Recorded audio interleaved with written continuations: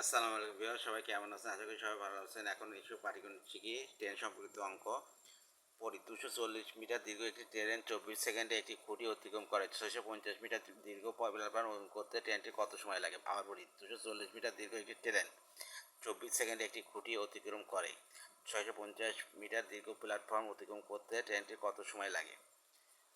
তাহলে আমরা লিখতে পারি 24 সেকেন্ডে যায় 240 মিটার, অতএব 1 সেকেন্ডে যায় 24 24 240, তাহলে হচ্ছে 10 মিটার।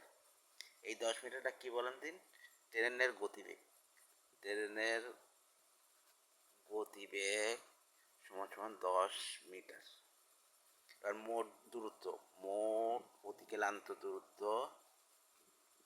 অতিক্রান্ত 650 আর এইটা 240, এটা যোগ করতে হবে। 240 প্লাস 650 মিটার মানে 0,0,0,4,5,9,8 890 মিটার হচ্ছে দূরত্ব।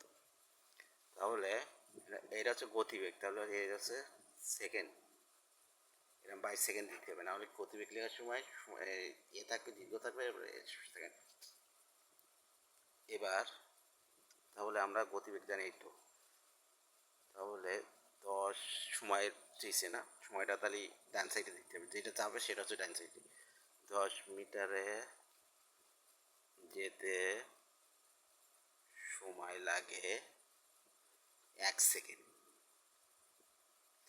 অতএব 1 মিটার যেতে সময় লাগে, কম সময় লাগবে 10 সেকেন্ড।